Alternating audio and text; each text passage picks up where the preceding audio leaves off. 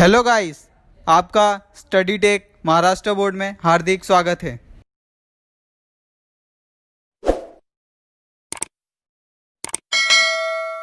आज हम अशोक चक्रधर द्वारा लिखित सिंधु का जल ये पोएम पढ़ने वाले हैं और ये पोएम दूसरी इकाई चौथा लेसन है।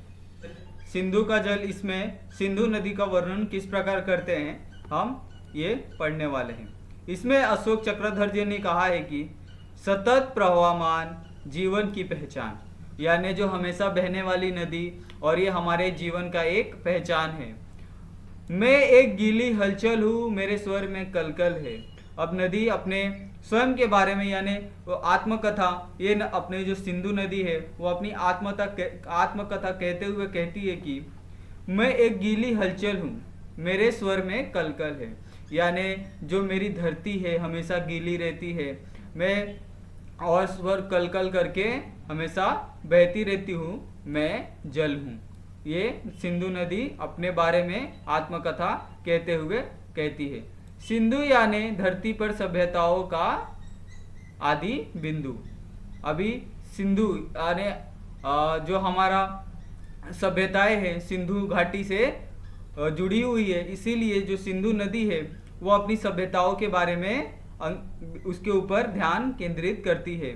मेरे ही किनारे पर संस्कृति ने सांस ली, मेरे ही तटों पर इंसानियत के यज्ञ हुए। अभी जो सिंधु नदी है वो कहती है जो मेरे किनारे हैं वहाँ पे जो संस्कृति है, सिंधु संस्कृति, सिंधु सभ्यता, उसका जन्म हुआ और मेरे ही तटों पर इंसानियत के यज्ञ हुए। गति कभी मंद ना हुई मेरी, गति में चंचल। अभी वो कहती है कि जो मेरी गति है सतत प्रवाहमान रहती है, मैं कभी नहीं रुकी और हमेशा चलती रही, गतिशील रही। पर भावना में अचल हूँ, मैं सिंधु नदी का पावन जल हूँ। फिर कहती है कि मैं भावना में अचल हूँ, यानी जो लोगों की भावना है मैं उससे तुरंत जुड़ जाती हूँ और मैं एक सिंधु नदी का पावन जल हूँ। मैं नहाने वालों में नहीं पूछता उसकी जात, उसकी मजहब। इसमें कहा है कि आजकल लोगों में जात और मजहब को लेकर किस प्रकार के जो मतभेद है वह उत्पन्न होते हैं, परंतु जो मेरे पास आता है, मैं उस जो मेरे नदी में नहाता है, मैं उससे कभी उसकी जात नहीं पूछता, कभी उसके धर्म नहीं पूछता, उसका मजहब कभी नहीं पूछता और ना ही कभी उसका मैं धर्म पूछता हूँ। मैं तो बस जानता हूँ जीवन का मर्म, यानी जीवन के वास्तविकता के बारे में मैं सिर्फ जानता हूँ। वे लहरें जो सहसा छलकती है, सदा जिंदगी की ओर मचलती है। और प्यास बुझाने से पहले मैं नहीं पूछता दोस्त या दुश्मन।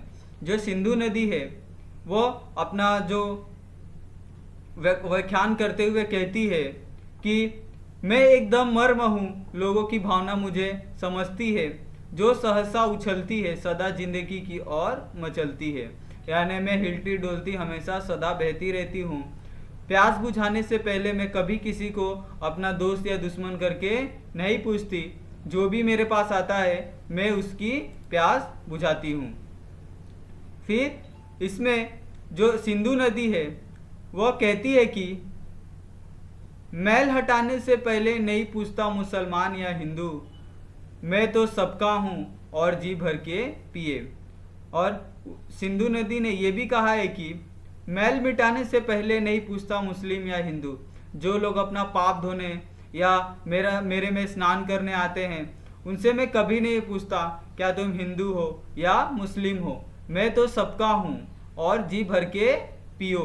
मैं कभी किसी से भेदभाव नहीं करता और सबके साथ एक समान रहता हूँ। छोटी छोटी सांस्कृतिक नदियाँ दौड़ी दौड़ी आती है, मुझ में सभ्यताएं समाती है। और जो उसके साथ छोटी छोटी नदियाँ बहती है वह मुझ में आके समा जाती है। मैं उनसे कभी उनके बारे में नहीं पूछता कि तुम कहाँ से हो, कैसे हो। मैं उनका सम्मान करता हूँ, उनका आदर करता हूँ और उनकी जो सभ्यता है उन्हें मैं मानता हूँ। घुल मिल जाती है लेकिन क्या बताऊँ और कैसे कहूँ, कभी कभी बहता हुआ आता है लहू, जब मेरे घाटों पर खनकती है तलवारें। जब वो नदियाँ मेरे में मिलती है तब जो सिंधु नदी है वह कहती है कि मैं आपको कैसे बताऊं कि उन बहती हुई नदियों में कभी कभी बह के आता है लहू, जब मेरे घाटों पर खनकती है तलवारें। यानी जो सिंधु सभ्यता का जो विनाश हुआ था उसके कारण जो सिंधु नदी में खूनों की जो खून पूरे जो सिंधु नदी है वो पूरी लाल हो गई थी। इसके बारे में वर्णन करते हुए जो सिंधु नदी है वो कहती है कि इंसान अपने आप को साबित करने के लिए किसी भी हद तक चले जाता है। वह धर्म हिंदू मुस्लिम के चक्कर में अपने आप को नुकसान पहुंचाता है और मेरा जो जल है वह खराब करता है, और जिस कारण मेरे जल में जो लहू है वह बहकर आता है। गूंजती है टापे गरजती है तोपे, होते हैं धमाके और शहीद होते हैं रणबांकुरे बाके। अभी जो सिंधु नदी है वो कहती है कि मेरे जो किनारा है वहाँ पर गूंजती है टापे, यानी जो घोड़ों के पैरों की आवाज़ होती है वो हमेशा गूंजती रहती है। गरजती है तोपे, जब तोपों की आवाज़ आती है तो एक बादलों के गर्जना की तरह लगती है। हमारे जो मेरी घाटी है, जो मेरा तल है, वहाँ पे होते हैं धमाके और शहीद होते हैं रणबांकुरे बाके। जो सूर हैं वीर है वह मेरे घाटों के वहाँ शहीद होते हैं। मैं कभी नहीं पूछता कि वे कहाँ के थे, मैं उन्हें कभी नहीं देखा कि वहाँ के। मैं तो सबके घाव धोता हूँ, विधवा की आंखों से आंसू बनकर मैं ही तो रोता हूँ।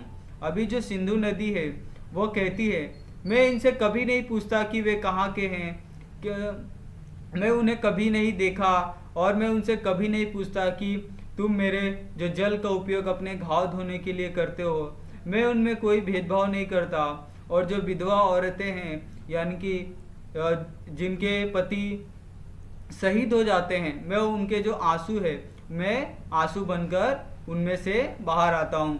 मैं उनसे कभी कोई भेदभाव नहीं करता।